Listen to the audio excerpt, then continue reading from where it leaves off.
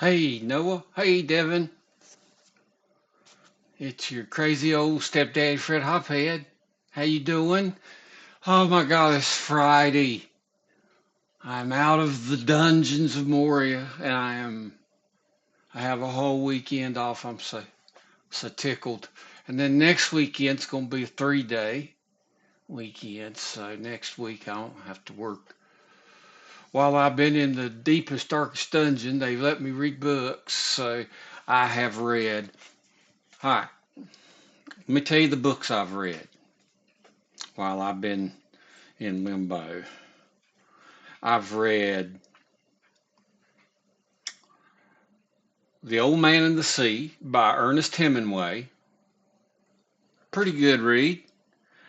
And then I read a pretty big book of a whole lot of short stories by Flannery O'Connor.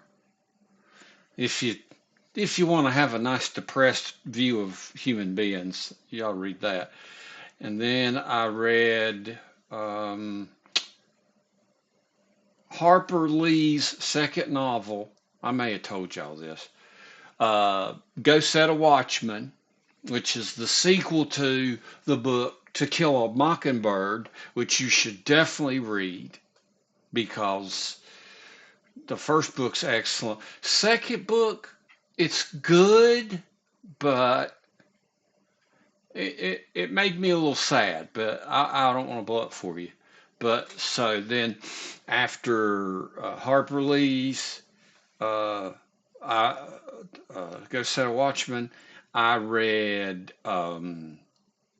Mark Twain's Roughing It, which where he talks about going out into Nevada territory and doing all kinds of stuff, even going to Hawaii. So that's a pretty that's a pretty crazy book, and it's hard to read though because it's written, it's written in the 1800s, and uh,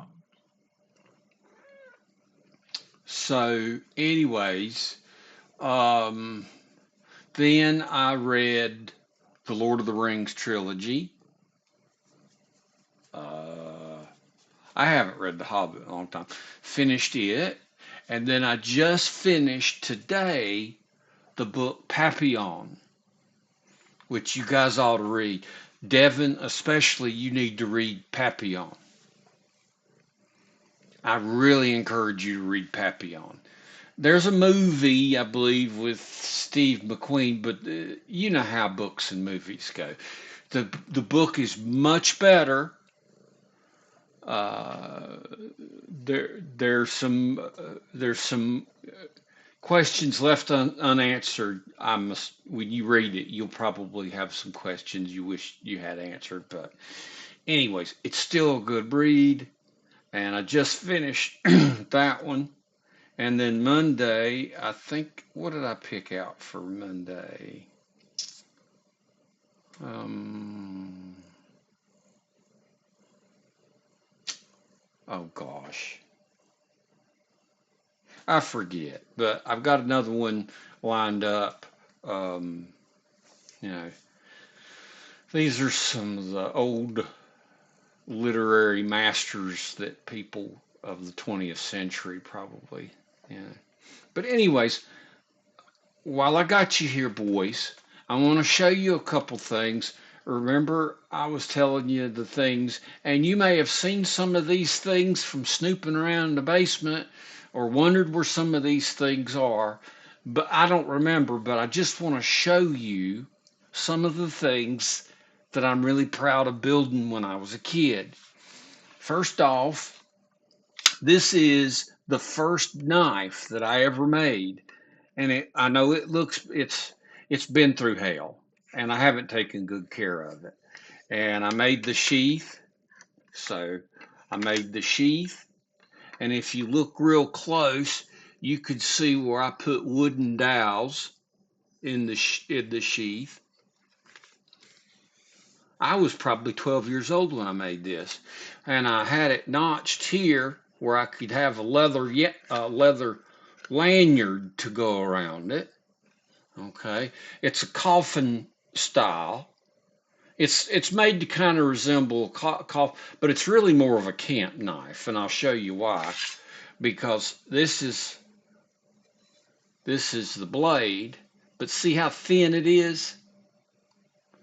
It's a basically a real good camping knife for cutting vegetables and stuff. But I made this fella when I was probably 12 years old. Uh, even if you look at the handle, you'll see the rivets and it's an oak handle and it's got an aluminum haft. And I really love making knives. I made a couple more. My issue was I really couldn't get tempering down right. I was always, I guess, Conan the Barbarian call it the riddle of steel, but I never could get that right. But I just wanted to show you boys that's something I built when I was a kid. And then, come on, kitty cat, stop. And then here's something, kitty. It's going to be a little harder to show, but you've probably seen this. But I just want you to remember, I built this when I was about 12 too. 12 or 13 years old. This is a handmade crossbow I made. This is an old piece of cherry wood. This is actually probably way too good a wood for uh, what I did to it. I mean, and it shot pretty good. I wouldn't shoot it now. Don't if you find it down in the basement, if I'm dead and you find it, do not shoot this damn thing. But apparently I built it well enough that my parents seemed to think it was okay. And if you look, it's got the trigger mechanism. See how I had to go to the library to learn how to make the lock, and then I had filed this metal block down so that it would accept the bolts. And this lock mechanism was was directly from a library book from some old English,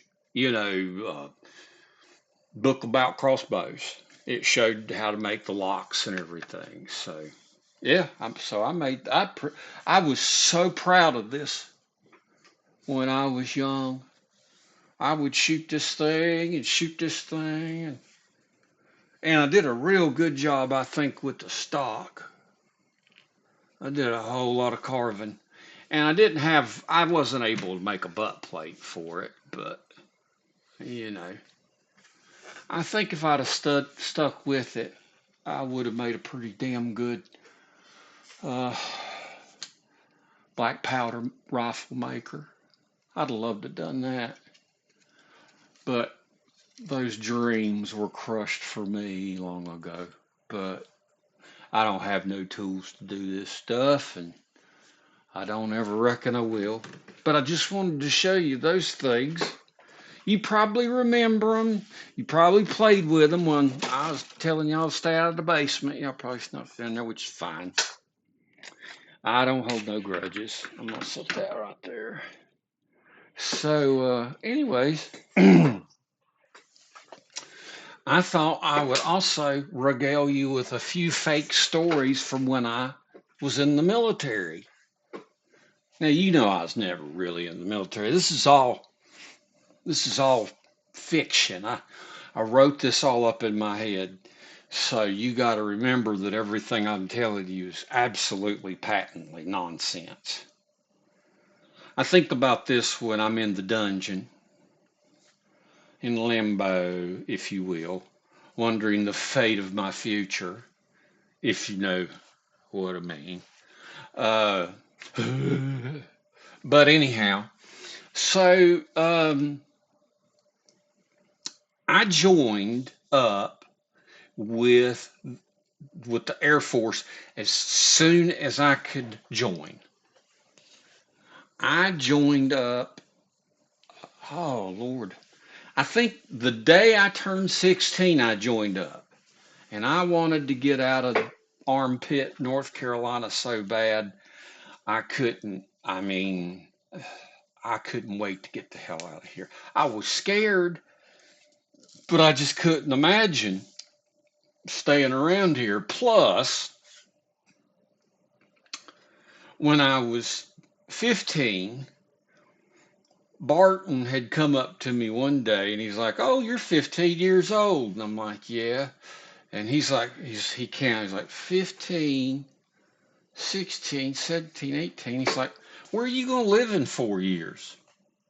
Because you sure as fuck ain't living here." So that put a fire under my ass and probably helped me a lot. And so as soon as I was able to sign up, I signed up. And I know it was a long time from signing up to when I went to basic because every month I had to check in with my recruiter so that he could make sure that I wasn't in jail or I hadn't made a woman pregnant or I hadn't killed myself or become a murderer or whatever.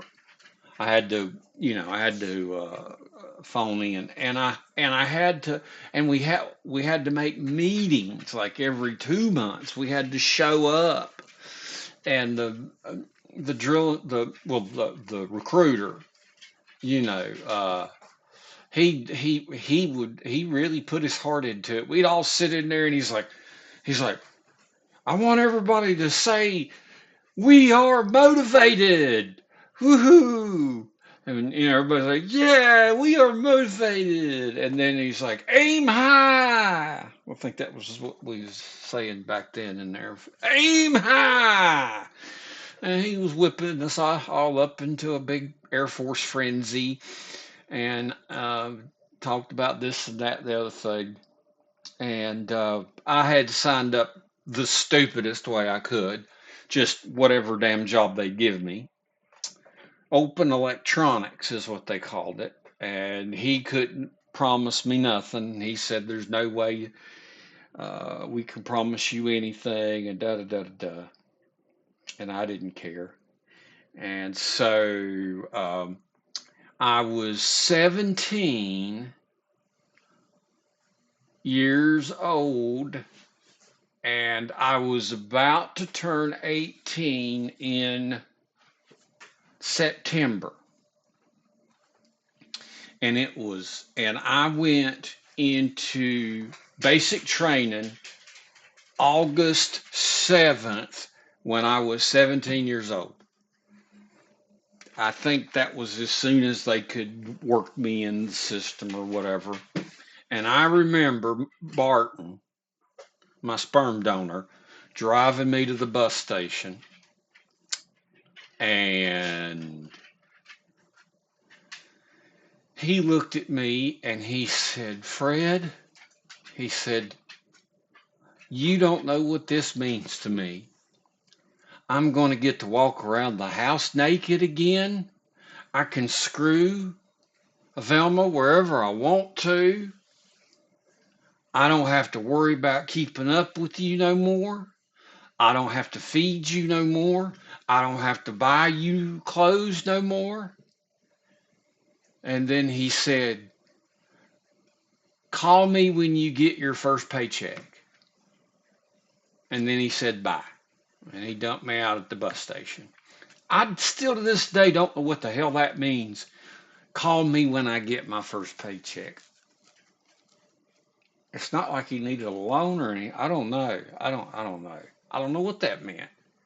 I guess it's some kind of a hophead father to son tradition to be a complete asshole and then to call to confirm that you've made money or something, that you are a fruitful member of society. I don't know what the hell that was. So, anyways, so Noah, you'll appreciate this probably a little more because of where you're at, what you're doing. So, anyways, we go down to Chicken Scratch City, North Carolina, where the MEP station is and everything, and we stay in this hotel, and we have our plane tickets, and you know the uh, the the guy's like, here's your plane tickets, here's your orders, here's all your shit.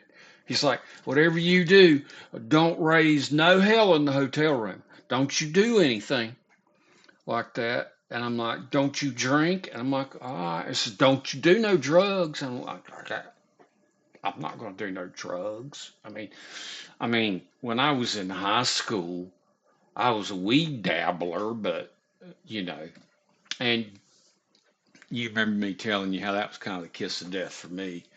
If you admit ever smoking weed, you're never gonna get you're gonna be shit on for.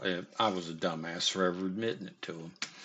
But anyways, so and here's my dog tag still. I printed that up today. None of this ever happened. So anyways, everybody's raising hell, and I'm with one guy that's kind of like me. He's like, man, I don't know what they're doing, but they're hooting up, and I mean, the whole hallway was raising hell, drinking, what I don't know what was going on. But anyways, I remember that night. For some reason, we were exploring the room because this is first time I was ever in a hotel room in a big city. I stayed at a motel one time in Front Royal, Virginia. I was just beating around in my car exploring. We drove the Parkway. Uh, Me and a couple buddies drove the Parkway from where we live to the very end of it up in Virginia. And in Front Royal, Virginia, we stayed in a motel. And we didn't screw it up or nothing. I wasn't a terror upper of things. Just you know how some people are. I had to have revenge in my heart to tear anybody's shit up. But so we pick up the bed in the hotel, and there must have been 50 bottles of empty liquor and wine and beer cans underneath the bed. We put it down like, damn. I'm like, why would they throw it under there? I wonder. Why didn't they just throw it in the trash? I don't know. But anyways, so then we get on the plane the next morning, and we fly to San Antonio, Texas, to go to Lackland Air Force Base. All right. So we get on the plane again. Here I am, just like, boy, here I am. I'm Mr. Responsible. I'm going to basic training. Man, the whole plane is raising hell. Apparently, everybody in that plane was going to basic. They just raising hell, ordering drinks and just getting all tore up. And there were like young people like me, who was still, like I said, I hadn't had my 18th birthday yet. But some of the guys were a little older than us, maybe 24, 25, 26. I guess they had gone through their life fucking up, but didn't catch a felony or didn't get in enough trouble that they couldn't get accepted in the military. And they had a couple more years on them than me, and they were tossing back drinks and just raising hell the whole way. So, anyway, so we touched down in San Antonio, and it was late at night. I don't know why, but I just remember it being really late at night. Maybe we had to sit someplace for a while. I don't know what it was, but it was late at night. And we got there, I think it must have been like 2 a.m. or something. I don't know. People were drunk. But anyways, we were getting off of the bus and we were going to our barracks or the dormitory is what they called them, dormitories, but barracks, dormitory, what's different? And I believe I was in flight 431, and this was August 7th of 1986, and I was flat in basic at that point. And as we were going upstairs, I watched one of the tech instructors. When I was there, at least, they were called TIs. They weren't called DIs. Technical instructors is what they was called. So, anyways, I saw one of them throw a wrapper on the stairs. And we all get up there, and our bunks were all made up for us, and they had us all line up by our bunks and everything. And then the TI came up and said, "Which one of you son of a bitches threw this peanut wrapper down?" And then I knew I I was I was naive at some things, but I wasn't naive at this bullshit. And I was like, "Oh, okay, here comes the show." And here we were, right? So, oh, we were in it now. Somebody threw trash on his stairwell, and we were all in deep shit. You've started off the wrong foot already, you know. And I'm like, okay, this is how it is. I could, you know. So, first night. Now, first night of basic training, I slept pretty good. I did not have a sleepless night, and the next morning they woke us up. Thank God, or whomever, thank the stars, because I had been treated so roughly at home. I mean, I almost lived in basic training at home. My, you know, my Barton would routinely search my room. Hell, when I was a kid, he'd lock me in the room. He had a lock on my door, so I couldn't even get out of the room. And he'd search through all the drawers, and he'd search through this, and he'd search through that. But he never searched the curtain rod ends, little decoration curtain rod ends. You can take curtain rod ends; they look like little acorns. I could I could put stuff in the curtain rod ends. He never called me with that one. But anyways, I'm mad you boys had some hidey holes. I won't ask. It's all good, bro. I I know what it's like to be a kid, so I still, I love y'all. But anyways, that is how basic training started. So we were we were marching, and I can't tell you exactly how everything in perfect order, but I'm going to tell you how things. First of all, the food was the best that I ever had in my life. I'd never ate so good in my entire life. Oh my God, it was so good. God, if I could go to one more Air Force, but just go down and order the omelet, and oh, it was so good. And people just looked at me like I was unnatural. I'm like, look at this. It's like a veritable cornucopia of deliciousness. And everybody just looked at me like I was a crazy son of a bitch. But anyways, we got up. They hollered us all up and beating trash cans and everything. And we were marching, and we were in our civvies. And I forget what they called their stages. They may have changed it, but I believe it was when you get your first set of greens, they call you pickles. But we were all cubs, which is what they called completely useless beings. We were cubs. So, oh, they screamed at us and yelled at us. And, the funny thing about it was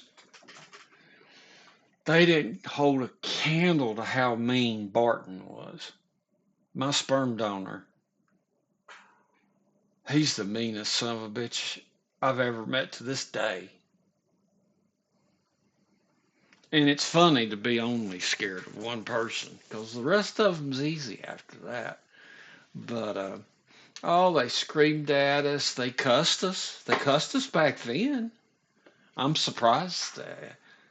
But I didn't mind getting cussed. I was cussed all. I mean, my mama cussed me. My daddy cussed me. So I was used to cussings. My favorite my favorite cussing my mama gave me, or the funniest thing, is when I was crying when I was little. She would say, "Boy, if you're looking for sympathy, why don't you look in the dictionary? Look up the word sympathy. It's somewhere between the word shit and syphilis." I love that one. And let's see here. What was when she'd get pissed off, she'd say shit, piss, and bloody corruption. I was like, golly. And and um, Barton would say, "You'd fuck up a soup sandwich," or "You fuck up so much, if I sent you to go fuck up, you'd fuck up the whole way there."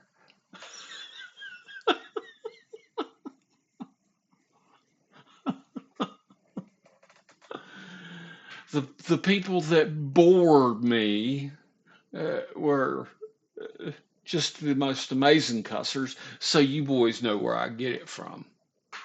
And I enjoy cussing, so whatever. But anyways, they cussed and blah, and golly, fellas would cry, you know. I was like, gosh, fellas, come on now, buck up. It ain't that bad, you know. And we started the morning. There would, we'd go eat, and then we'd march. And this is where they screwed me. As you Noah, you've been away a bit, and Devin, you've probably when you visited, but my feet are shot, man. My feet are shot, and I'm embarrassed to say it was because of the daggum Air Force. Now, I have to carry myself with respect, you know, and I couldn't let marching do me in. And I had to endure it. I wasn't going to be drummed out over my stupid ass feet. They could go to hell. I wasn't intending to ever come back to this shithole, the ass end of North Carolina. I wasn't ever, you know. Oh, I had such dreams and, you know, of what I might have before me and all this. So, anyways, our TIs, we had two or three TIs. They kind of rotated around. And we had the one TI was a shorter black fella, and I forget his. I have the pictures for all this, but I'll show them to you sometime if you boys are interested. It's really the only pictures that kind of make me giggle, but I don't know if I could show them to you on the camera, but maybe I could. Let me give her a go. Let me see if I can find it. It's worth a try. What? Give me just a second. Hold on. Oh, you'll have to excuse me. I didn't prepare anything today. I was just gonna talk to you boys today. I wasn't gonna get into a three-ring circus, but I really do enjoy talking to y'all. And well, wait, let's see here. Maybe. Well, here we go. Here's maybe I've got a something or so I could show you. I wasn't really much what you'd call a camera person, but I tried to get pictures here. I'm sorry, boys.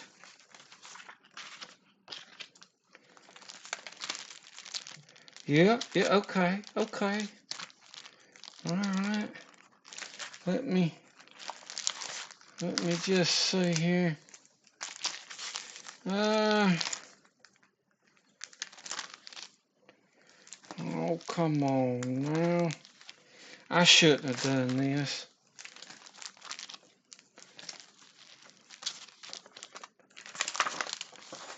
Oh, hell. Hold on, let me try one more area.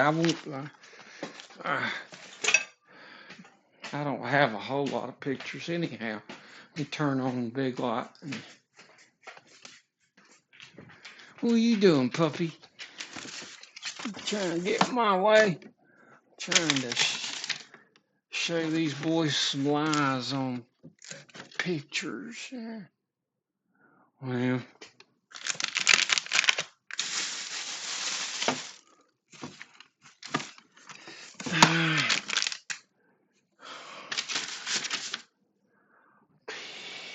yes, I don't know.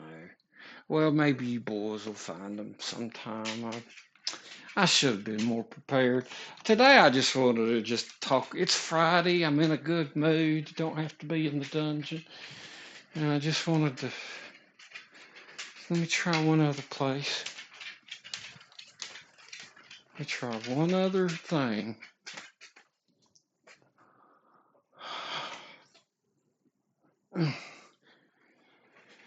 Because somebody got into my pictures. I'm not going to say, not going to go there. That's not what this is about. I'm just going to tell you that somebody went into my pictures and did some things with them.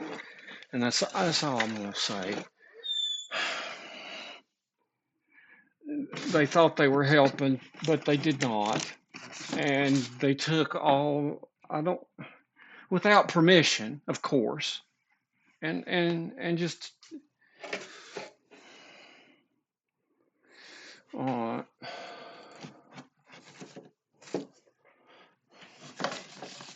well, hell, I'll show you this. I'll show you, maybe, I'll try to find them pictures. That makes me really tick, because I have so few dear things, and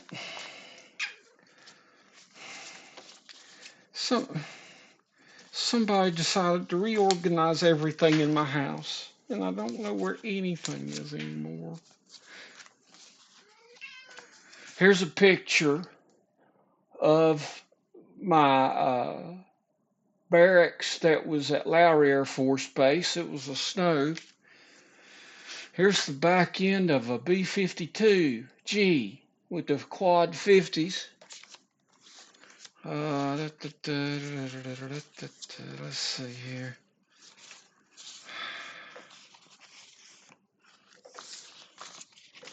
No, I mean, everything I tried to put together got reorganized right behind me in this house. As soon as I got something worked out, it was unworked out. And okay, I'll give up. Boys. I'll give up. Anyway, so that comment. They probably got stole. I got took from me. Like everything else around here, whatever. I don't know. Gosh, that makes me mad. But okay, let's not. Let's keep going with the vibe. All right. So, anyways, we had 3 TIs. Short black guy, really nice fella, a man of God. We had another guy that was kind of a pudgy, heavy-set white fella, and he loved screwing with people. He really enjoyed it.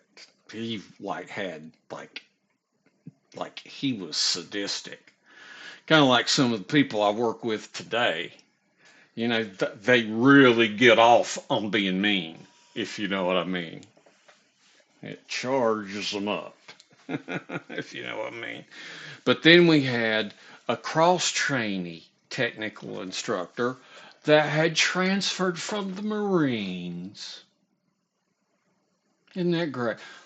To be graced with somebody from a real branch of the military. And I don't know why I don't understand. He was a DI, I guess, for the Marines, but for some reason he transferred to the Air Force. I don't really understand why that or how that worked, but he was a Marine and he marched us to death. He marched us to death, and my feet were killing me. I was constantly scared of my feet and afraid to say anything. And then, I mean, I would go to bed. I would go to bed and it was like somebody took like a back massager and then put stick pins all on them and then mashed them into my feet and turned the vibrator machine thing on. That's what my feet felt like every night I went to bed. Every night I went to bed. If I could sit down somewhere, I'd sit immediately. There wasn't any place that wasn't safe, and I almost got in a fight with a guy because we had marched so much when we came in. I sat down at the edge of his bed, and see, you had to keep everything meticulous. Oh, he about kicked my ass. This is a big black fella from up north. And me with my accent, he did not give two square shits about me. Oh, hell no. Boy, I was like, man, I'm sorry, but my feet are killing me, man. You big pussy, get the fuck, don't you ever sit on my... I'm like, yes, yes, yes, yes. So, anyways, um, I actually started tying my low quarter shoes. From our civvy clothes, we had to read the Air Force manual and learn about Mr. LeMay and the inception of the you know of the Air Force. Thankfully, the history was not as long. I could imagine people in the Army having to go through everything about the Army because that shit goes back to 1776, probably. But we had to know all the Air Force history, and we had to know this and that. Another thing, we had to study the book and how to tie your tie. And some of those things really came, man, learning how to tie a tie. I didn't know how to do that. And just several things. And I kept that manual for so long, but somebody stole it from me, I think. Because I had shitty friends. That's all I can say. I just had bad people. I never really made a good friend, I guess, in my life much. But uh, so, anyways, we got the book, reading the book, and then we have to they pick us out all the duties. And so the TI there, the the shorter black guy, he was like, so does anybody here have a license to drive? And boy, old people raise their hand, and then he's like, fine, uh, you, you're going to drive a mop in the bathroom. You're the latrine queen, you know. And just all these trick questions, you know. Inevitably, every question asked led to some, uh, does anybody here a good cook? Yeah, well, you're the dishwasher. You're going to report down every day and do dishwashing, or anybody out there consider themselves a stylish dresser? Do they like to dress in fine clothes and stuff? You're going to do all the laundry and stuff like that. But then he's like, is there anybody out there that's religious minded? Anybody considers himself a man of God? Boy, I raised my hand up. Yes, sir. Airman Hophead reports as ordered.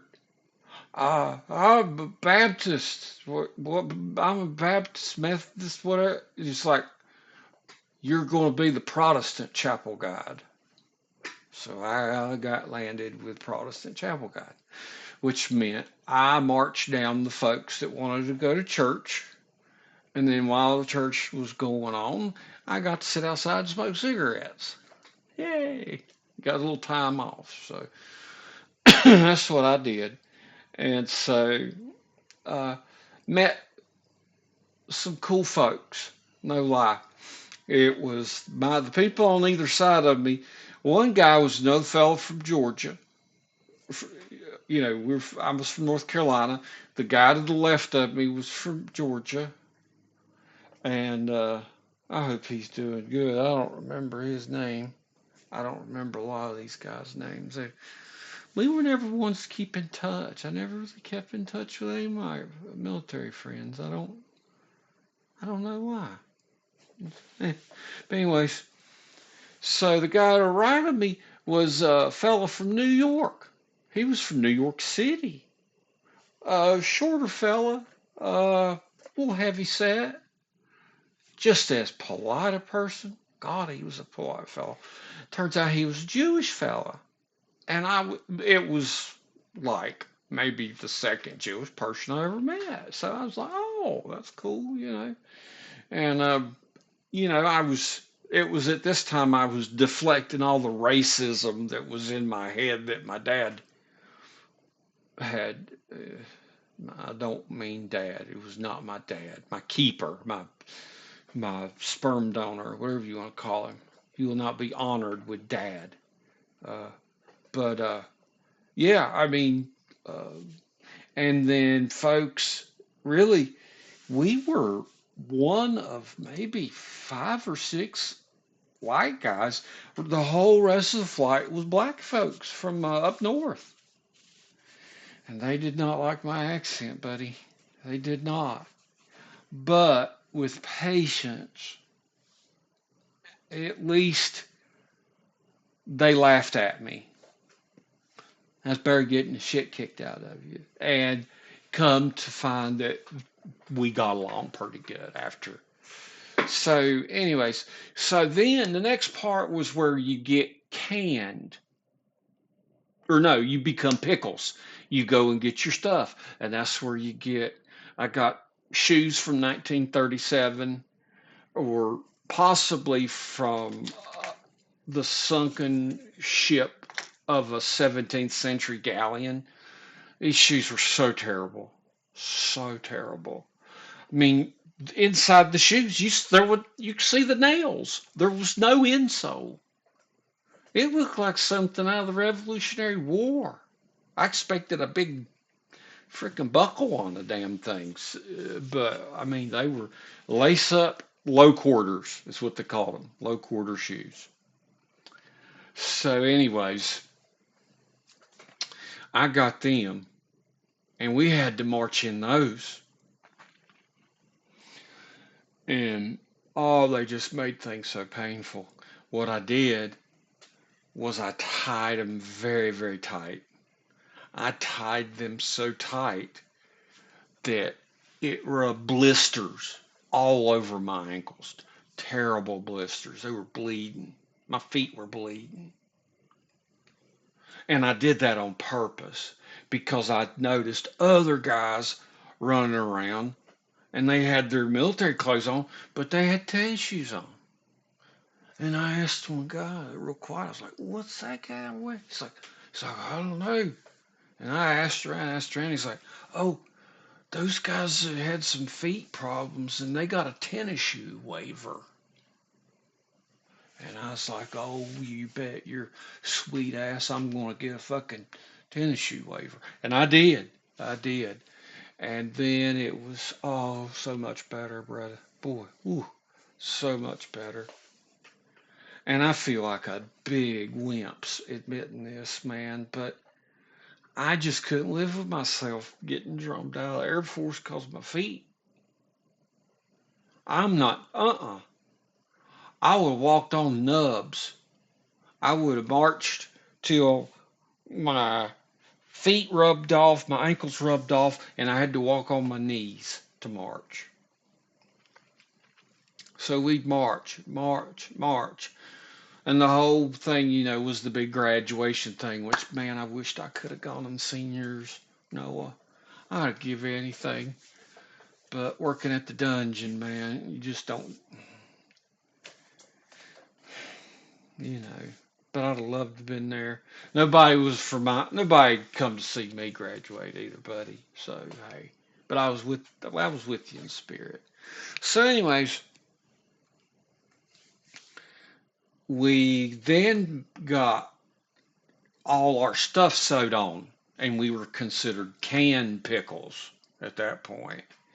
And then we were called nubs, which was nearly useless beings. So, okay. So, things of note during basic training was we had a guy commit suicide by using the little sewing kits, little red sewing kits with them little crappy scissors. He actually gouged the veins out in his dadgum wrists and stuck them in the toilet and bled out. And he knew what he was doing. It's because, in the toilet, your blood won't coagulate. It won't coagulate shut. So he bled out and died. And then we had one fella drum out because he was just absolutely incompetent. It's the first person I've ever met that I was just like, how does he even remember to breathe? Good God Almighty, who is this person? You couldn't talk, could give him no advice, no advice. The only thing he would eat was ice cream and mashed potatoes. That's all he'd eat. And I asked him, I said, aren't you going to eat anything else? It's like, mm-mm, mm-mm. Only thing I like is ice cream, mashed potatoes. Mm-mm. That's all Mama. That's all I'd eat from what Mama cooked. That's all I eat. He looked funny. In the therapy world, there's a rather inarticulate way to talk about uh, kids that might have some maybe fetal alcohol syndrome, called funny looking kid, FLK syndrome. He had FLK syndrome.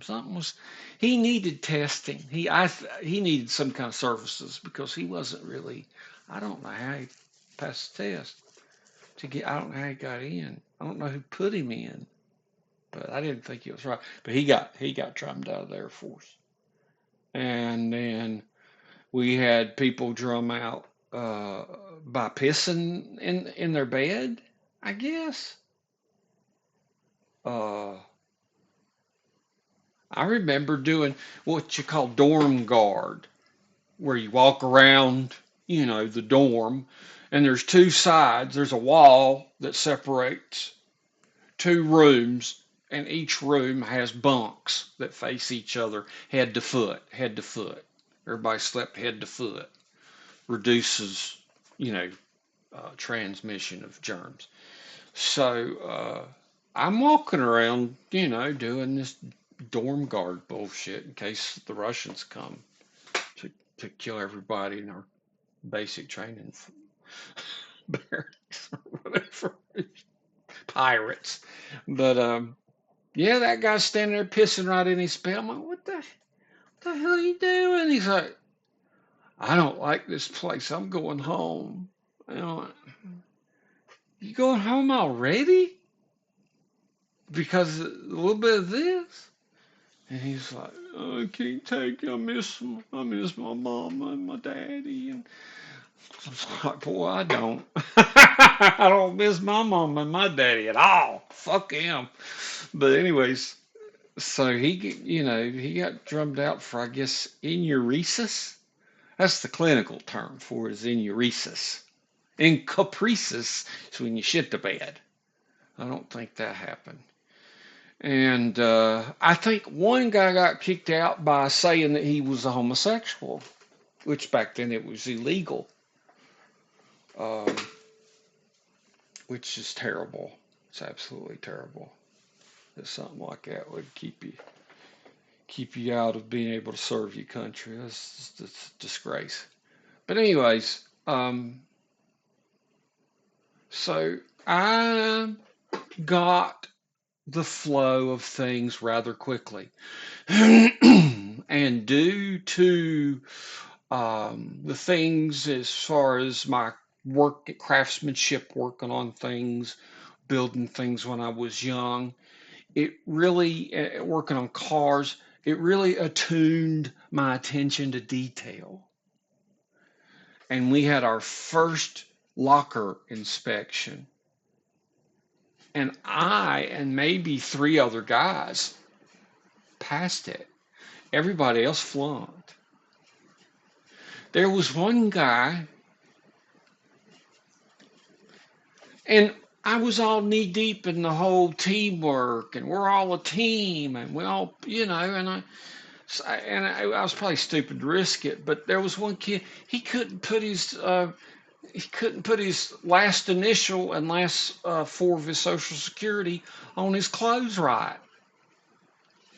And Noah, you'll probably remember maybe, but when I was in, you had a little card, square stencil card, and you with an indelible marker, like a laundry marker, you put, like, I was hophead, so I would be H, and then one, two, three, four, the last four of your social. You had to do that to everything you had. And there was a specific place for everything on every piece of clothes you got. The inside of your shoes. You couldn't do socks. They didn't do socks. Underwear was fair game. You had to do all you. But this kid was screwing up every one of them, and the the TI was just chewing him ass out the second time he screwed up. He's like, "You dumb son of a bitch." He's like, "Can't you even understand? Let you speak English." They really would. And he just looked so terrified. So it got to where when he'd go around, I'd do my shit real quick, and then I'd run over to help him do his shit. Everybody else just standing, minding their own business. That's why I'm a dumbass, obviously. But the next time the TI come around, he's like, "Finally, I don't know how you got sense." And for all I know, they had cameras, probably saw me do that. I don't know. So, anyways, we got all our clothing, and then we got all our stuff sewed on, which made us can pickles. And I marched the guys on Sunday. I had an ankle holster for my cigarettes. Started smoking cigarettes. I hated them as a kid. Hell, my mama would get drunk when I was in her lap. Not my mom, my egg donor, sitting in she'd be drunk at a party, and I'd have to dodge her cigarette because she'd want to have me in her damn lap, and I'm dodging her damn cherry or cigarette. And but no, boy, I love me some tobacco, boy. Pall Mouse, red pack Pall Mouse, carried them in a ankle holster.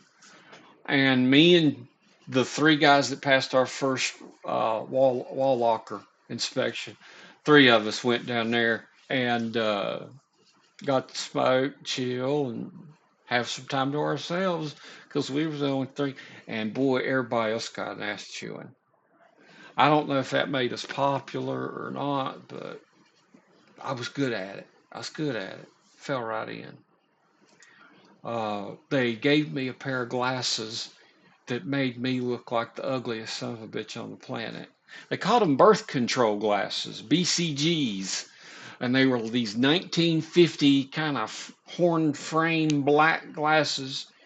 And since I was blind in one eye, uh, for them to try to correct it, one of my eyes looked bigger than the other because the glass was so thick, and it didn't help. It still looked like nothing hardly out there, but I'm surprised they let me in with that, but I'm glad that I was thankful they did. And so I remember getting my birth control glasses, and then I got the different hats, the bus driver hat, and then what we uh, remember, this ain't for kids now.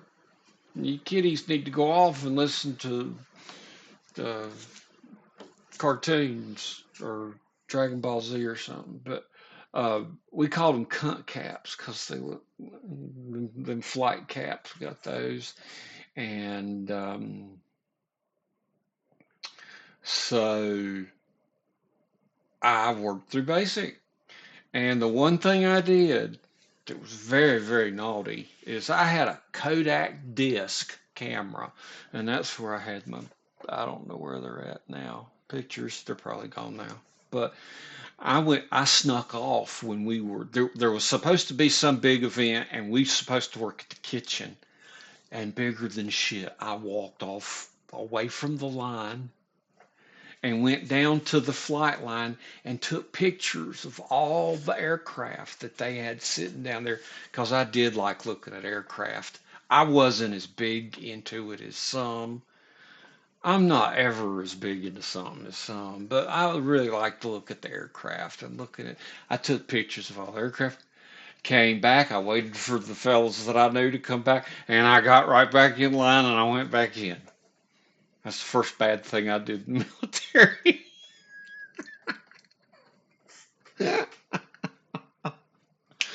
So yeah, it wasn't AWOL. Um, wasn't absent without leave. I was on the base. I was just temporary confused is all. But anyway, so anyways, I then graduated, and then I went to the now closed down Lowry Air Force Base in Denver, Colorado, to study to work on B-52s. I was a B-52 bomb navigation system specialist. That's what I was, by golly. And we took Advanced Electronics 2, circuitry, AND gates, NAND gates, NOR gates, and solid state theory, and derp, derp, derp. All that shit was over my head, but I passed the stuff. We were circuit card pullers. We never, in fact, worked at things to the component level. We weren't removing capacitors. We weren't putting in, solid state resistors. We didn't really even have we were pulling cards, you know. Well, maybe it's the R4 card, maybe it's the T6 card, maybe it's but anyways, I stayed there for about 9 months, 7 months, something like that. And it was my first taste of freedom was there. And my first, uh, one of my first Air Force buddies that I've never talked to again. I don't know why. I guess that's just the way my life has been. Everybody wants to keep up with me. I guess I never wanted to keep up with. I feel kind of bad about that now, but um, I don't want to talk too much about it other than my bunkmate was gay, and I figured it out, but I didn't say nothing. I wasn't no rat, and I didn't act weird about it. I mean, it was a little different for me. I mean, I turned 18 in basic. They threw me a GI party and we cleaned the bathroom. I was just 18 years old, man, and got my first tattoo there. But he was a really cool guy. Really, I hope he's doing great, man. I hope nothing ever bad happened to him. But I didn't rat his ass out. Hell no. As a matter of fact, he was probably one of the nicest folks I met in the military. That's the first gay guy I ever met. And then we shared bathrooms, and then across the way was another guy I met, and he was from Louisiana, we'll say, pick out a place. And his name was Dave. And if I could find Dave today, I'd hug him. We pulled so many capers, hypothetically, allegedly. Uh, he was a master whiz of electronics and went on to do private detective work and actually made homemade bugs. He would make homemade bugs for other private detectives. He was amazing with electronics. We were in tech school for electronics, and we would go down to the pawn shops, and he would look at the oscilloscopes. Hell, in his barracks room, he had an oscilloscope and an electron. What do they call it? Electron counter. It was so old. It was tube. There were tubes, and the tubes had different numbers. It was a tube. I forget what they called it, but I wasn't as I wasn't as I was either not smart enough or not interested enough. But I mean, I did my best. I went into electronics. I did the best I could. I didn't kill myself with electricity. I've been talking for an hour. I'm sorry, boys, but I was just excited to tell you about stuff. And so at Lowry Air Force Base, we got to see Denver, Colorado, my first big city. And it was the first time that I ever saw a dead body.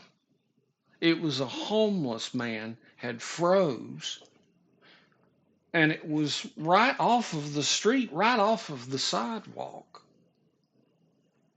And here's exactly how it happened. This was the craziest day I had in Denver.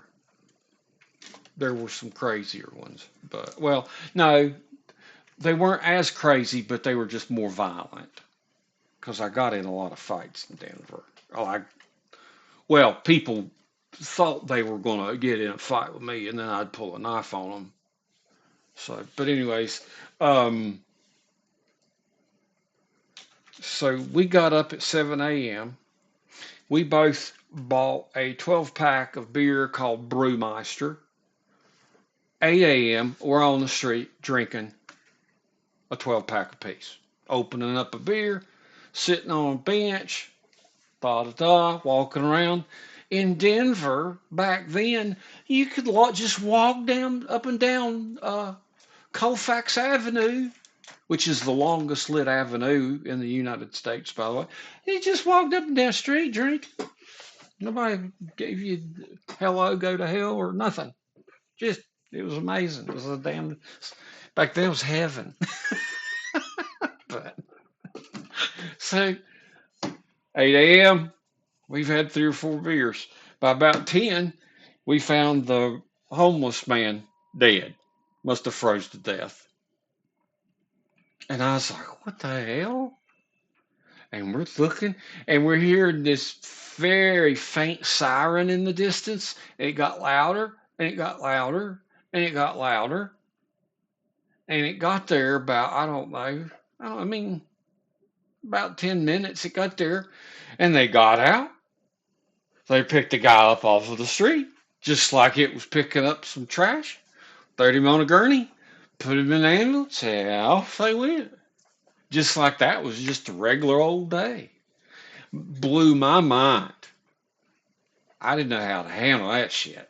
So more beers was open that day for sure. And then about noon or 1, we hid our 12 pack somewhere in the bushes, and we went into the Denver Zoo. We went into the Denver Zoo, and we looked at animals. And there's a bar at the Denver Zoo. Yeah. Now, funny thing is, me and Dave, he'd let me borrow his civilian ID, and he'd use his military ID because he was one of those that came into the Air Force later than sooner. I was a sooner, he was a later. But we all looked the same. Our military IDs, we all looked, our heads were shaved. We looked gaunt. We looked like, I mean, you couldn't hardly tell us apart because they shaved our heads. We weren't eating right, weren't sleeping right, or nervous or whatever, had bags under our eyes. So I would use his military ID and he would use his. And as long as we were uh, 10, 15 people apart in a line anywhere, I could go anywhere. He, and if I didn't get in, then we wouldn't, you know, we wouldn't go in. So we went to Denver Zoo. We drank some gin and tonics. We had a good time. We walked around the Denver Zoo. Denver Zoo closed. We were still in there. A peacock attacked me. I got mad at the peacock. I pulled about 6 feathers out its ass. And then they finally found us and kicked us out of Denver Zoo. And then we went and watched, we grabbed the remnants of our 12 pack and filled our pockets and went to the observatory and watched a laser light Pink Floyd laser light show. And uh, one thing I did want to show you. The other thing that was a major event in my life was I just want to show you this, boys. I want to show you that I'm cultured. This right here. I hope you can see it. I'm going to adjust the focus. Boys, this is priceless to me. And I'm going to see if I can, how to manual focus. There it is. Manual focus. And I'm going to work on it. Right there. I saw Johnny Cash, Denver Auditory Theater, February 28th, 1987, 8 p.m. I sat row C, seat 5, and look at the price tag, boys. $13. I saw Johnny Cash. That's one of the proudest times of my life. I saw Johnny Cash. That's some shit. I saw a lot of other bands there too. I mean, I like a lot of different stuff. Uh, but let's see here. I got stuff. I got tickets for Rush, Aerosmith, uh, George Thorogood. That was my first show ever. Uh, oh, Motorhead. Saw REM while I was in the military. Loved REM. But anyways, Denver was first time. I guess you could say first time I lost a fight fair and square because I wasn't really much of a fighter. Um, I got beat up, playfully beat up. I got what they call a Minnesota snow wash from a fella. We'll call him. We'll call him Zangle. Nice fella, but we had a argument going on, or somebody did this. Boy, he pushed me down in the snow and whooped me, shoved snow down my. He's a tough kid. He was a tough kid. I was a tough kid, but he was a tough kid too. So he got a he snow washed me. That was pretty funny. But anyways, let's see what else. I can tell you about Denver. Oh God, there's so many things I could tell you about Denver. Got kicked out of the Coors Brewery. Well, we got kicked out of the parking lot of Coors Brewery. I got asked to leave Golden. I got yeah. I won't go through all of it, but basically, cop let me out at the city limits of Golden, Colorado. He said, "Mr. Hophead, we'd appreciate it if you don't come back to Golden no more. It's all the same." There's very few times a cop has been kind to me, but it came to pass. What happened was that the guy I was hanging out with used to be in a college and he flopped out and he was in some fraternity. And so he went to this fraternity house and thought that they were going to roll out the red carpet because he was in the same fraternity that they were in. And he actually believes in that shit, which you know as well as I do. That's a load of crock. That's a crock of shit. So we went there. They treated me pretty badly, being from the South and not having gators on my shirt and being how I was. So I started throwing beer bottles and breaking them around the place and started screaming. Yeah, they called the police on me. But anyway, but Dave was the guy I mostly hung out with. We almost got picked up by a cult. We were walking down Colfax Avenue, and this van pulls up, and these really good-looking girls opened the sliding door and said, "Oh, well, hey, would you like to come with us? We'd like to talk with." Boy, Dave was hot for it. He's like, "Oh boy," I'm like, "Dave, this ain't right." I just told him, I was like, "Hey, we're not. This." He's like, "Come on, man." I'm like, "You honestly think these women here are interested in us?" Oh, hold on a second. Uh, Hey, buddy, I'm just, I'm doing a talk to my boys real quick. I'm sorry. Yeah, I don't know.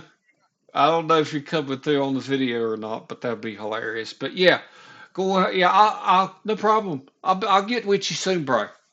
Later. So, anyways, um, where was I at? That's my buddy Pring Dude. He's my tried and true gaming buddy.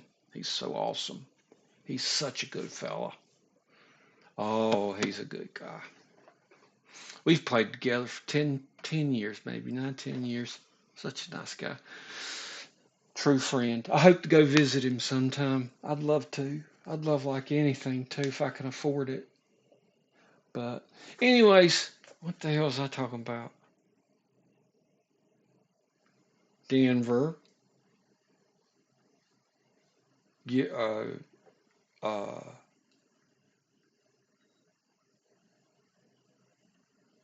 oh yeah, getting kicked out of Golden. That happened. Saw Johnny Cash. I got a tattoo. Got a first tattoo. And I covered it up because it was something that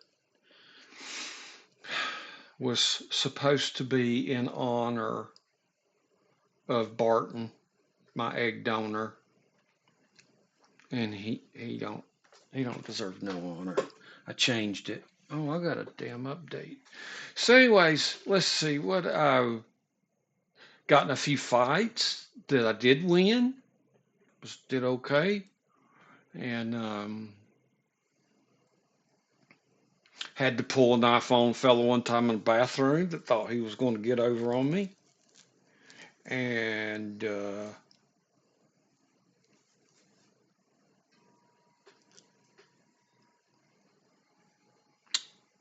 then let's see. I had to sit in the car one time while these guys went into a bar because they weren't good friends. And I had to get out and go use they take a leak in the bath in the where they had trash cans and the dumpsters, and two guys about jumped on me, and I had to pull out my knife during that stuff. And then the cops came, and then they took my description, put me on a list, and all that. But thankfully, that didn't get to the they didn't mess my career up or nothing. They just they just put my stuff down. I bought a $35 car while I was there and drove it to Louisiana and drove it all over the place. The title was a little shaky on that thing. It was a 74 Nova with a straight six engine in it, Fireball 6. And yeah, the title was shaky, but it got me around. I got a lot of parking tickets that I never paid. And let's see, saw my buddy Dave punch a fell out, which was hysterical. And then allegedly, now I'm totally talking fiction right now. Late at night, me and Dave would sneak into the static display aircraft, those ones you'd see sitting at bases. We'd break in and we'd grab instruments off out of the dash of the planes. I don't have nothing like that. That's a lie, but allegedly it is told that we broke into the B-29 and oh, I might have an alleged picture of that. Hold on, let me find this one. You guys will get a kick out of this one. Holy shit. Hold on to my headset, baby girl.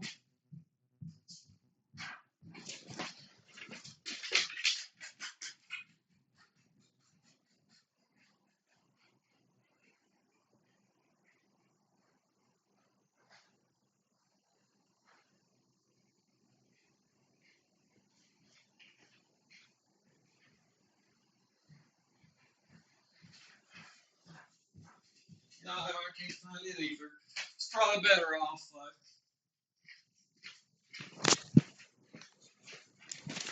It's probably better off, really, fellas. But uh, uh, I can't find it either. But sometimes we just break into the planes, just sit and drink liquor, just hang out in the aircraft. B-29 was my favorite. That plane was really cool, and they were setting it up too. So I got a picture somewhere allegedly that nobody can prove of me and a couple of the guys. We're hanging out the front of the B-29, the round fuselage, that round glass front of the B-29. Where I'll hang out with balls of liquor, acting a fool. And let's see. Uh, this is the first time I ever got cut by somebody. Remember that. And so, anyways, from there, um, I went to my permanent duty station. And I had switched orders with a guy. He didn't want to go to Louisiana, and I didn't want to go to California. Not because I didn't like California. I don't have anything against California. It's just I knew something he didn't know on his orders that I wasn't going to tell him. His orders said OMS. He didn't know what that meant. I figured it out. His his orders in Louisiana said AMS. Okay. And come to find out, AMS meant that you primarily worked in a shop. You worked on the parts themselves. You know, circuit pull, pulling. Oh, sorry. Oh, circuit pulling, circuit card. pulling circuit cards, working on stuff like that. But the OMS was the fellows that installed the parts out in the weather. I was going to go work out in the weather in Castle Air Force Base, which the weather isn't, well, it ain't San Francisco. I'll tell you that. I imagine it's pretty. The weather's not good, really. Man, it's cold as all get out in Louisiana because of the humidity. But anyways, we swapped orders. I was like, hell yeah, get me Louisiana, get me some of that Louisiana cooking, which frankly I was interested in that. Cajun food is just phenomenal. Tabasco sauce, I love you forever. New Iberia, you make the most wonderful hot sauce. I'll always be faithful. Texas Pete is horseshit. Ugh. They're too ashamed to call it North Carolina Pete. It's made in North Carolina. Why would you even disgrace Texas with that name? Ah, you keep that shit. But anyways, so I went to the Air Force Base called Barksdale Air Force Base. And back then it was in a thing called Strategic Air Command. And they had the largest number of B-52s in the world was there. So triple wings, what they called it. And they also had A-10 tank killers. Those things were wild to watch. And I went there and I worked on the offensive avionics system. Yeah, I believe that's what it's called. And I worked on the inertial navigation system, the INS, which basically it's now this. But back then, it was about, it looked like a big exercise ball that weighed 200 pounds. So, anyways, I worked on the steerable television. I worked on the forward-looking infrared, the FLIR, infrared camera. I worked on the radar, the terrain avoidance radar. Now, you've got what they call plan radar, which is like you looking like down at the ground. Plan radar. And then you had profile radar. And the radar would sweep back and forth that way. And that radar was essential. That was essential because that radar is what monitored the terrain so that the bomber could fly at a very low altitude. I worked on that. I got accommodation medal for working on that. So, because I turned out a whole bunch of them. But I'll tell you why. When I got moved down with all my great plans to go down there and be able to work in air condition and be primarily in the shop, well, they had just failed an operational readiness inspection, what they call an ORI. They love acronyms. I cannot escape acronyms. Or I work now, it's acronym hell. God, if I can just get 3 years and retire and get out of that shithole. Anyways, so um, the I went down there. They failed their ORI. They got a marginal, and that pissed off the shop chief. Something terrible. He was a gruff man. He was a he was nicer than he acted, but boy did he act mean. It was day shift, and we had to listen to country western. If we changed it to anything but country western, he would get pissed off. First 6 months I was there, it was like 7 months. The first thing I found out is they called up and found out about me. And they knew they had found out that I was not what you would call a true blue squared away airman, which I wasn't bad, but I mean, I could have took it more serious. I'm not going to, I mean, I was free from hell and the nightmare of the shithole that I came from, and I guess I acted a fool. But but I mean, it was like we heard about you. I'm like, oh, okay.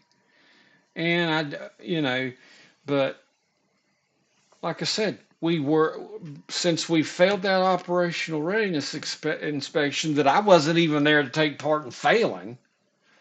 The whole shop was on 12-hour shifts, 7 days a week. 12-hour shifts, 7 days a week, 12 hours, 12 hours, 12 hours, work 12 hours, go home and sleep 6 or 7 hours, go eat, go to work. It was, oh God, must have been 6, 7 months of that. I'd go to bed and dream of the books called tech order data. TOs is what we called them. It was the instructions on how to work on the stuff. And they were considered military orders. Just like if a lieutenant told you to pick up trash, you'd go over and you pick up the trash. You were given an order. These technical orders were direct orders from America. They were direct orders from the United States of America to tighten that screw or turn the cannon plug 45 degrees counterclockwise. The instructions were direct orders, and you always had the book out. You followed with your finger, and then you did your thing, and that's how you'd work.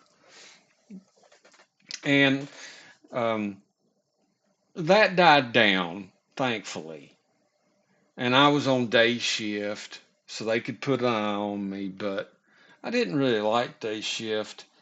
And somebody told me that if you messed up, they'd move you. So I'd come in late some, and then maybe mess something up or something, mess the coffee up.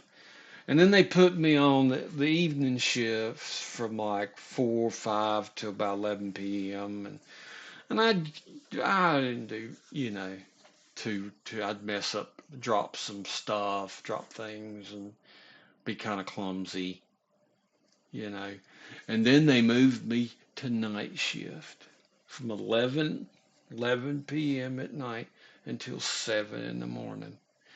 And I worked as hard for America as I could. I worked so hard for America. I worked my butt off because I loved the nighttime. I did. There was nothing more beautiful than the flight line at night.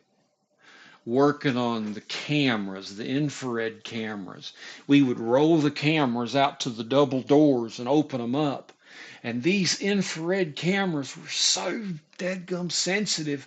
A flatline truck would go down a flatline, and the trail from just the tires running over the asphalt left a trail of heat. They were amazing. And you couldn't play with any of that stuff in the daytime anyway. And that wasn't no fun. But the infrared cameras was so fun to play with. I'll tell you a funny story about the cameras. When I was still on day shift, there was a sergeant. I miss her. She was great. I wish I could say hey to her. She was such a hoot. She was married. She'd go home for lunch. And I didn't point this out to everybody, but since it was the daytime, you couldn't just shine it outside. It'd burn up the infrared. So you put it on a door or something. I had it on the door. She come back from lunch. Man, her crotch was just red hot. And her breasts was, and let me tell you, that camera gave away what her lunch was all about. That's for damn sure. Oh,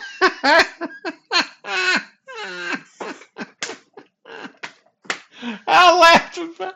I, I just, I just roll up there like, "Did you have a good lunch?"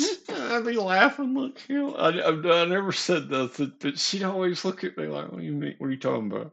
What are you talking about?" But I never said nothing. But she was such a good sport. She and her husband had me to their house. We cook out stuff. They were really kind to me, actually, really kind people. But I think their marriage didn't last, which is unfortunate because they they were both good people, I thought. But anyways, that don't matter. So let's see. I also so I worked night shift. I worked on B-52s and got in some trouble every now and again. I still got a good conduct medal, and they gave me a commendation medal for when I turned out a whole bunch of parts on night shift. We led turning parts out because I I liked the time slot. I loved the time slot. Plus, it was great to go out and party and go to bars and stuff because it was your daytime, you know. So uh, you go to sleep and then you get up in the morning and the bars are open. So you can go out and, talk to ladies and go. And some things we did also that was kind of shifty is we go to the main headquarters where they posted where all the, the bars you weren't supposed to go to, but we go to them. We go to them anyway. So, they just got to be fun if they're telling us we can't go there. And most of them were bars. They were like gay bars, or they were. And Man, gay bars had the best music. If that's Listen, if that's being mean, I'm sorry, but it's true as true can be. They played we went to a bar one time that we weren't supposed to, and we went in there and we made a deal, me and my friend. I'm like, all right, now we're going to pretend like we're together, like we're both boyfriends, so we don't, so we're going to go in there and have some drinks, listen to music, and man, the party was on in there. The music was thumping, dude. It was so great, and I mean, it was. It was just an amazing time. I don't know. Oh man, the I got called out. This well, it's not, but I mean they figured out like I mean when I would show like my friend's ID and it was a military ID, they'd immediately laugh because you could get kicked out of the military for being gay. So they just like, well, aren't you brave? Aren't you a brave boy? I'm like, And we go to uh, weird bars with leather doors and stuff, stuff like that. It was, I truly was a scenester. I wanted to see it all. So, um, let's see. I went to a bar with a friend of mine. He was actually a before he joined the Air Force. I'm not going to say what gang he was in, but it was from the south side of Chicago. He was from, And the tale he told me is that he went into satellite communications because the gangs were starting to use satellite communications. That's what he told me. That's his tale. I'll sit on mine. But he was a great guy. And I don't know, we just hit it off. And one time he took me to the club. Right on. He took my white ass to the club. So here I am in my usual attire, one regulation t shirt with some kind of band on it, uh, ACDC, Butthole Surfers, uh, Dead Milkmen, whatever, some just whatever punk or rock and roll t-shirt, blue jeans, harness boots. That's where I went. I got kicked out of more bars for dress code than I did anything else. Believe it or not, dress code. You can't come in, sir. Not dressed like that. But maybe I just look like trouble too. I don't know. Maybe that was her excuse. I don't know. But I wasn't looking for trouble here because I was docile as could be. So he takes me to the club, and I go up to the bar, and I order a gin and tonic. Now was I 21 or did I just sneak in? I think it was just a sneak in thing. I just went in there and they didn't card me. I'm drinking,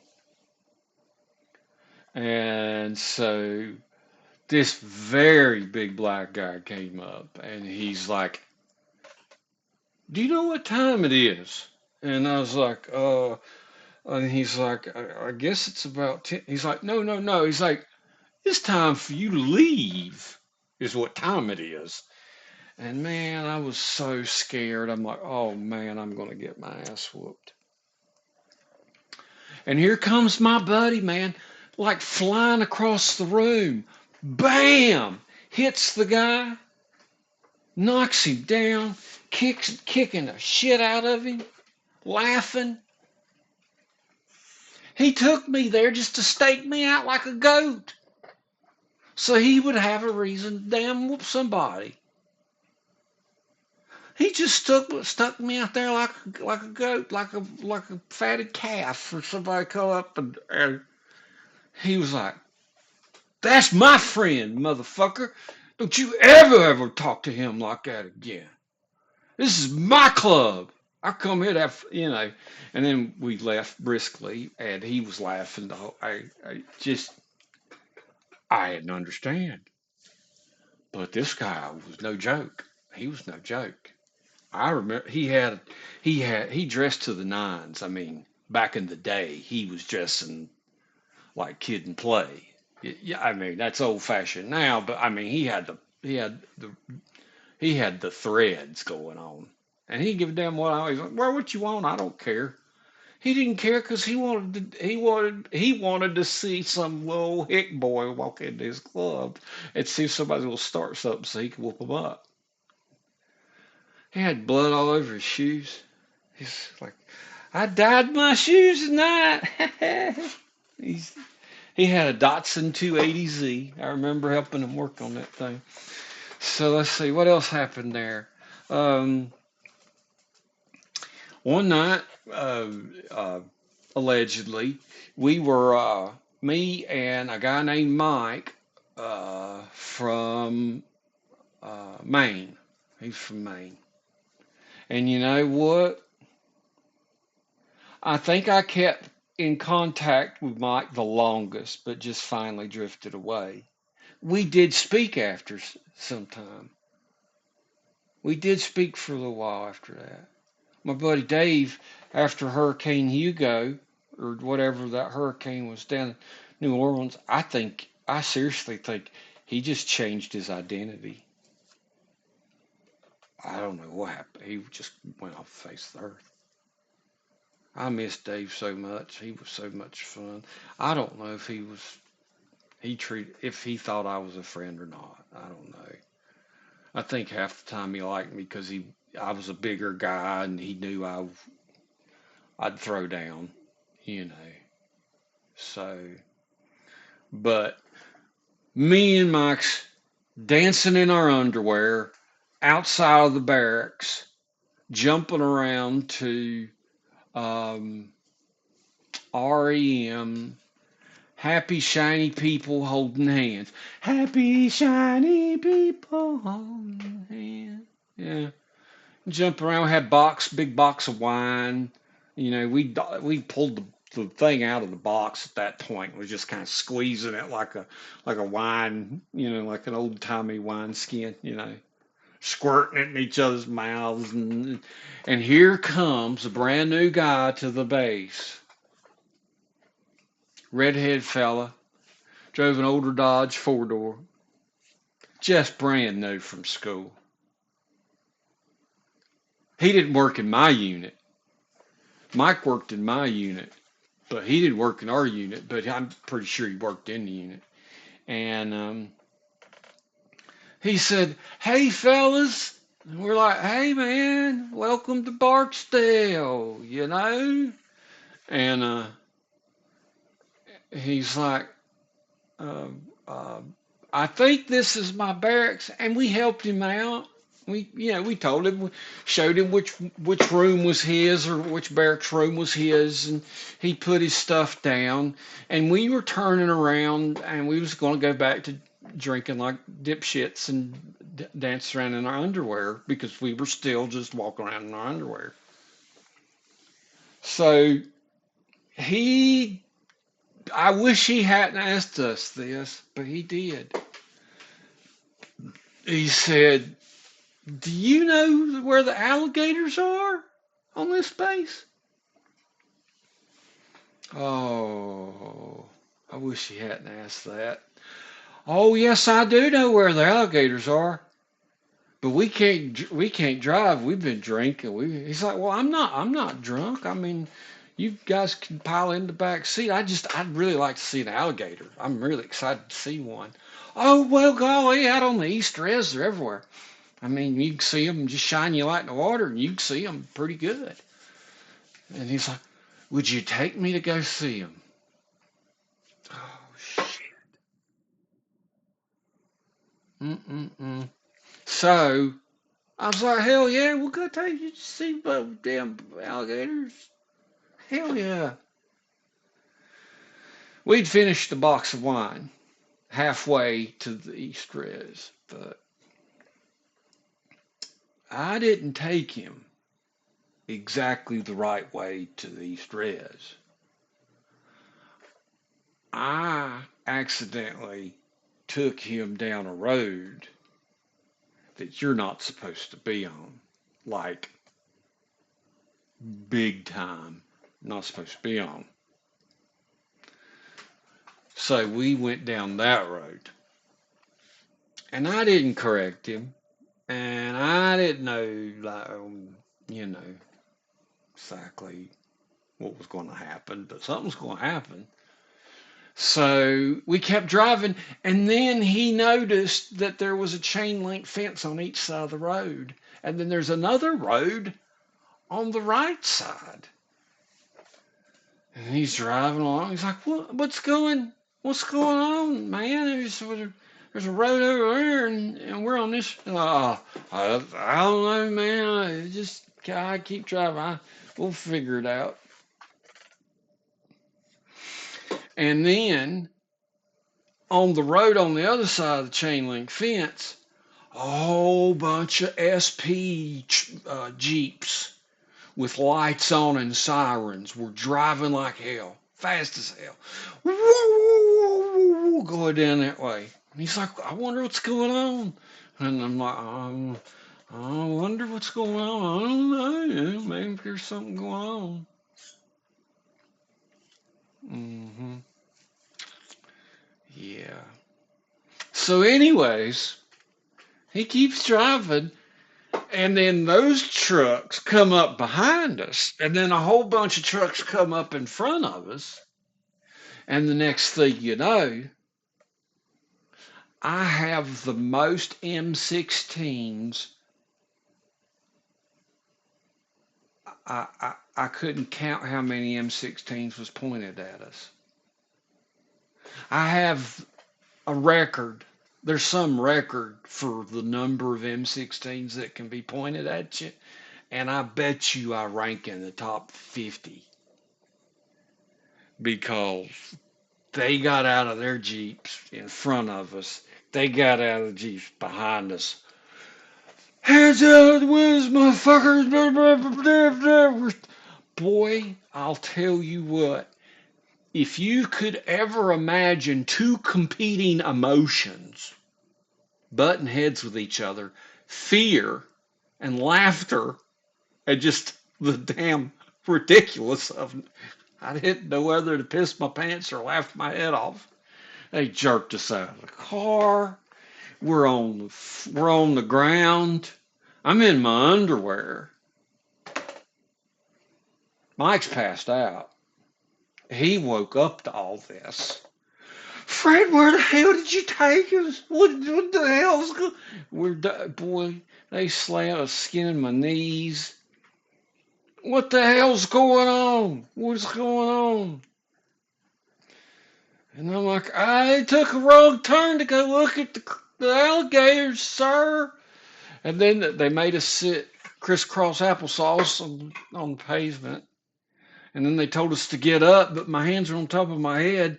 And when I tried to get up, I fell down. I fell backwards, and I must have knocked four of them down behind me because nobody helped me up. They just told me to get up. They didn't tell me to take my hands off my head, and I was not taking my hands off my head. Hell no.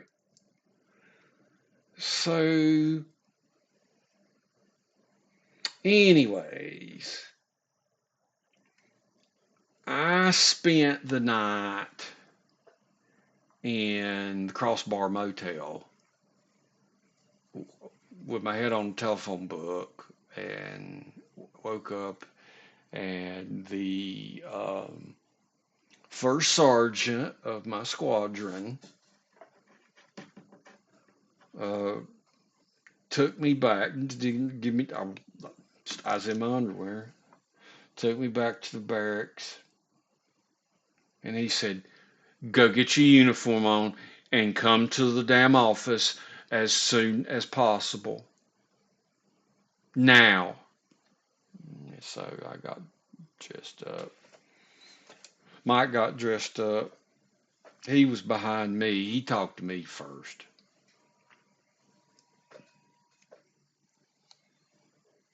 Sir, Urban Hophead reports as ordered.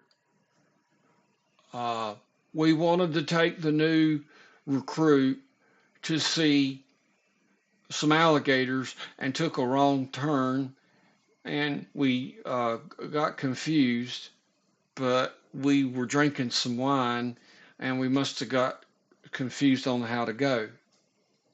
And he said, really?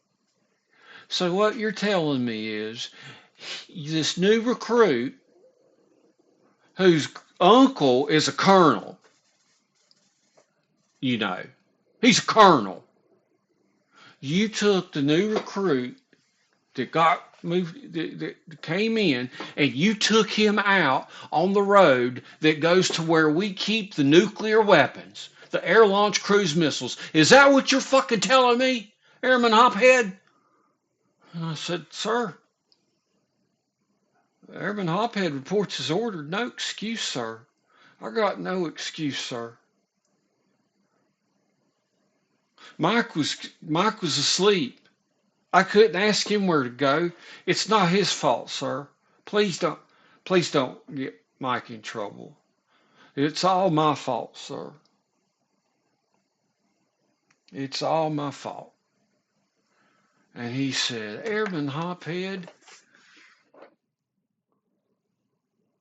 you're lucky that the colonel's out getting his extra money doing his minimal flight hours so he can get his gravy check for flight duty. And you're lucky that I know the first sergeant of the special police, the SPs. I forget what the SPs meant, but he says, But I have your ass for every nasty duty forever. Just forever. I have you forever. And I'm like, yes, sir. Yes, sir. Airman Hophead will report as ordered. Everything. And I did. I did every time they needed somebody to mow, I volunteered. He'd come to the office. I need volunteers to mow this Saturday. They're all going to be yes, yes, sir, First Sergeant. I want to do it. Yes, sir, First Sergeant. I'll scrub the inside of KC-10 out. Yes, sir. Yes, sir. Yes, sir, First Sergeant. I'll, uh, I'll throw uh, cold patches on the roads this weekend, sir. I I volunteered for every damn thing he pulled up. I did, and that drew the ire of a tech sergeant that didn't like me. Oh boy, did I mess up. And then the baddest was when I got in a fight at the Airmen's Club, allegedly, and he hit me with a pool stick, and I stabbed him with a knife in his arm and ran, but they never caught me with that. It never happened anyway. I'm making all this up anyhow. But hypothetically, I just buried the damn knife fast as I could. And then I went to the barracks and I already had a bottle open of tequila or something. It was crazy. It was like 11 or I don't know, 1 a.m. Boom, boom, boom. Coworker. Hey man, I heard there was a stabbing at the Airman's Club. Man, I don't know what you're talking about. What do you mean? I've been here all night playing Pools of Radiance on the Commodore here. I was drinking some Jose Cuervo, no big deal, taking some shots and playing on the old Commodore 64. Just chilling. What are you talking about? Somebody got hurt? Is everybody okay? And then I went back. 3 a.m. Boom, boom, boom, boom, boom. It was the night shift guy that worked went because I didn't work that night. Hey, Hophead, did you?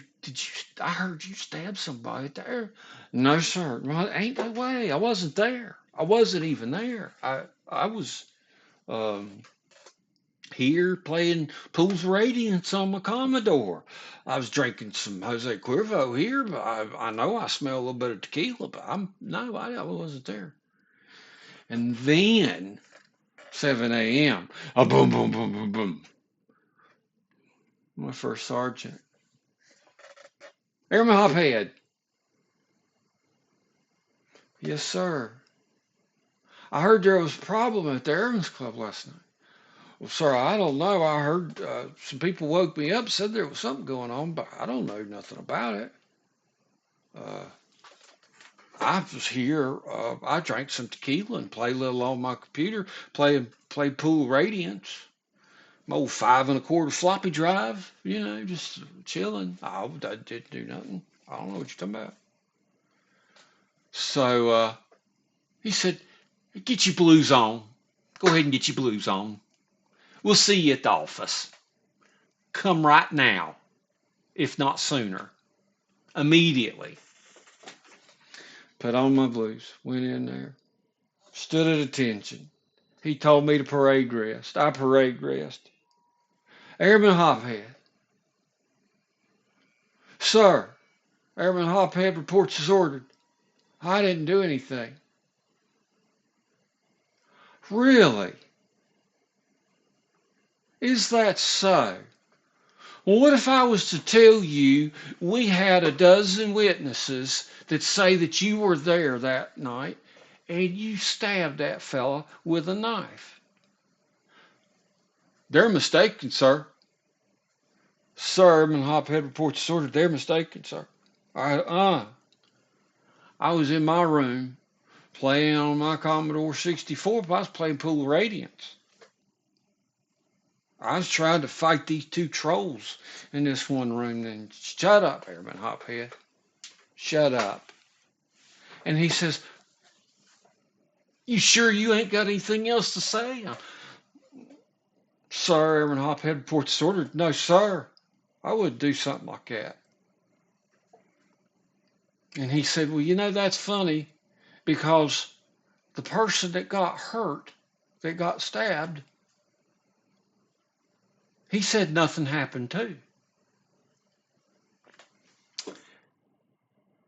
That's what I was trying to tell you, sir. Nothing, nothing. I don't know. I wasn't there.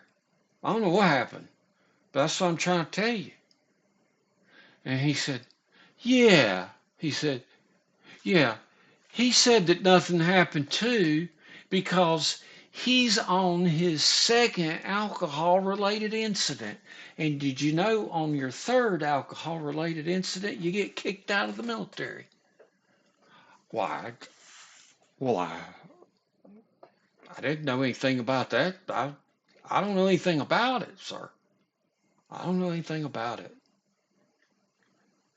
I don't care that you don't know anything about it. If I need somebody to volunteer for something, your ass is volunteering for it. You're volunteering for everything.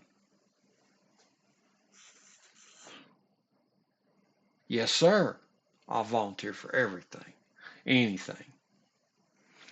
And so I volunteered for this and that and mowing and this and that and the other. And I got to know a lot of people around the base to go into these, basically the the dregs.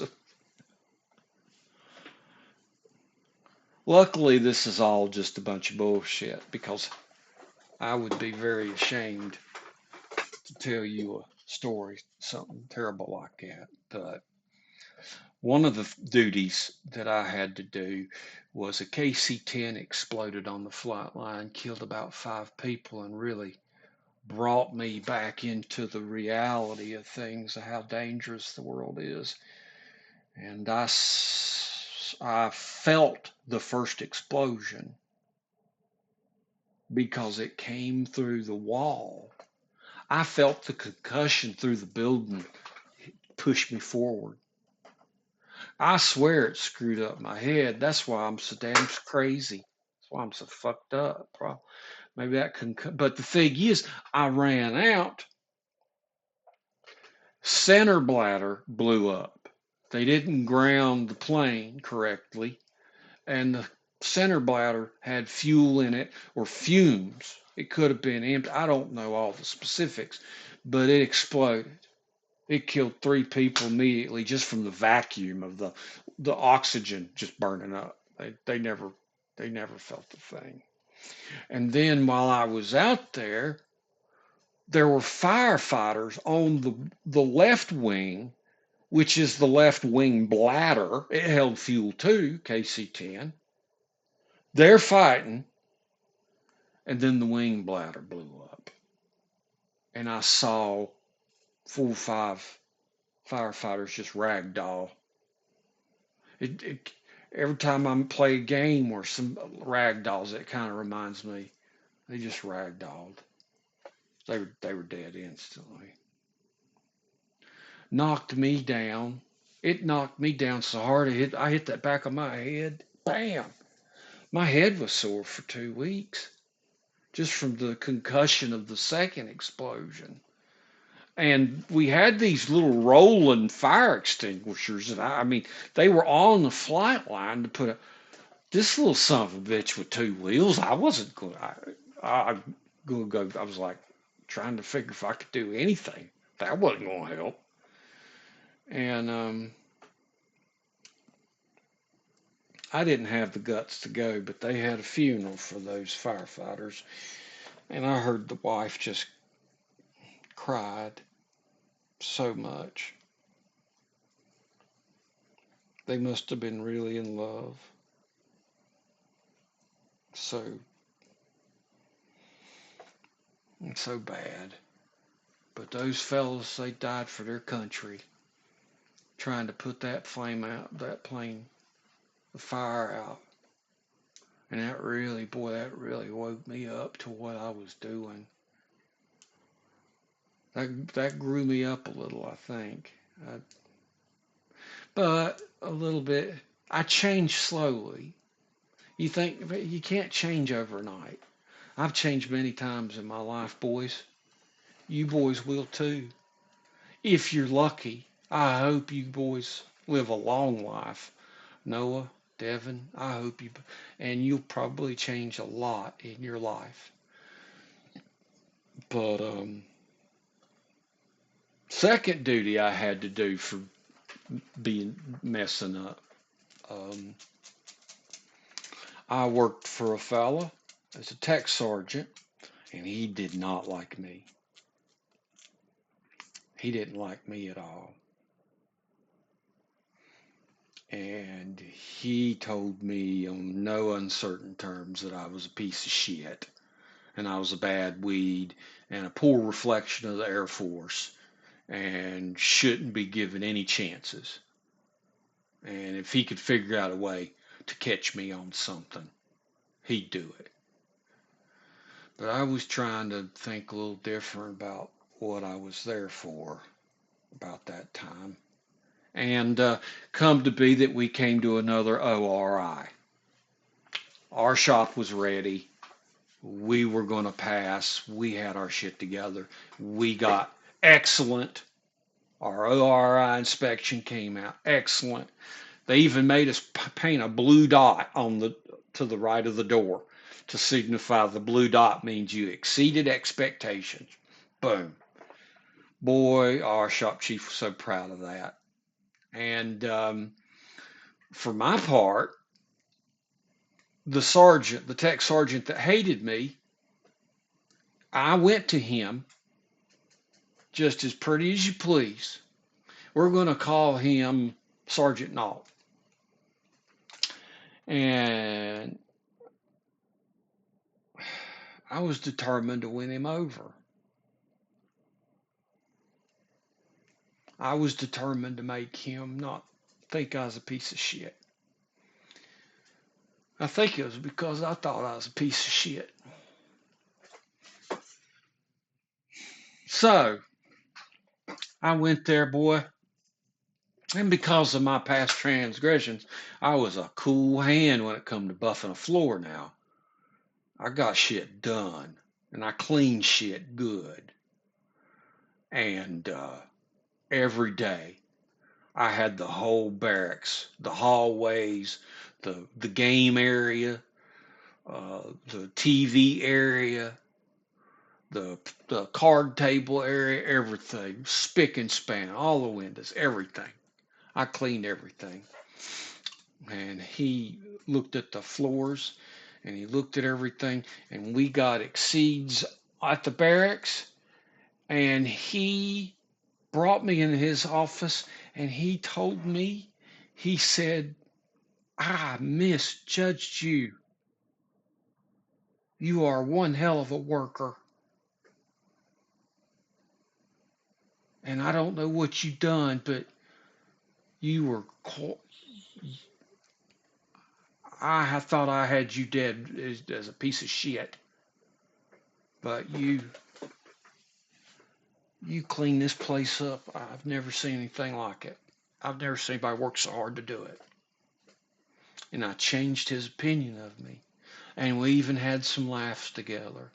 We'd sit in that office together and we had some laughs like friends. So, um,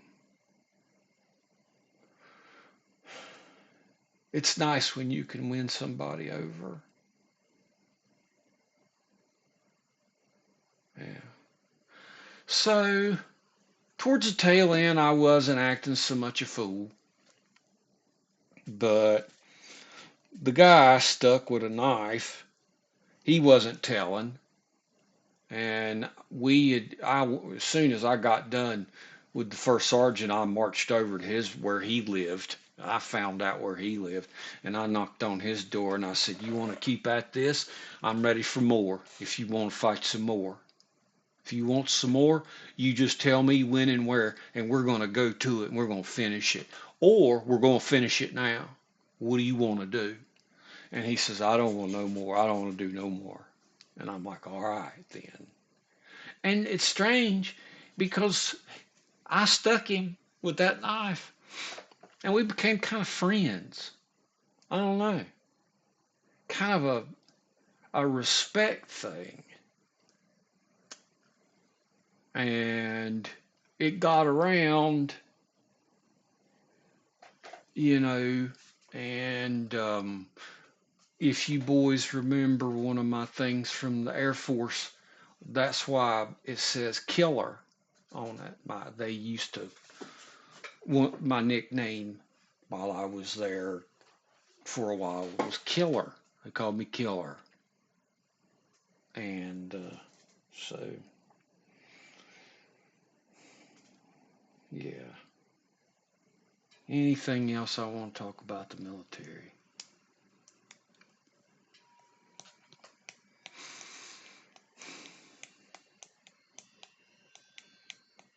I saw while I was in the military, I saw a military man. We were all out. We'll just say we were out. I don't say any specifics. I don't want to use no names, but we were out and about. And this is just the lowest thing I can tell y'all. And we was on the bus, and kind of our ringleader, because he outranked us,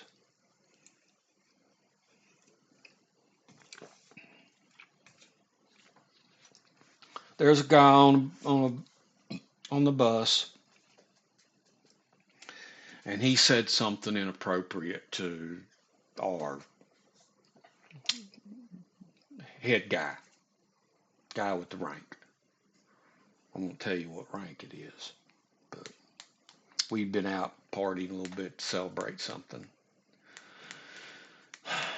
And this is just the worst thing I've ever seen.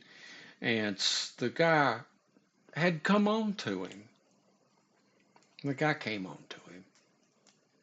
I don't know if the guy was intoxicated or what, but he said things to the wrong guy. And I've been approached before, and it's always to me been kind of a compliment. Hell, if anybody thinks you're hot, shit, damn, thank you. You know, I'm like, you know, I mean, it's always it's always the people I'm not interested in. It seems like that thinks I'm hot, but that's always the way. And I'm like, hell, I appreciate the compliment, but that's just not, you know, I'm kind of not that way, you know. So, well, how do you know until you try? And I'm like, well, you know, I haven't jumped off a cliff, but no, I probably wouldn't like it, you know. So appreciate it though. But he didn't take it that way, and he beat that fella half to death. He beat him off the bus. He beat him off the street into an alley. Hit him with trash can lid. I had to call him. I was just like, stop. Stop, you're going to kill him. All for just a flirtation. God damn, that was just a terrible thing. I wish I'd have done something. I should have done something. I was a coward. I was a fucking coward. To stand by and see something like that over nothing. I felt like such a coward.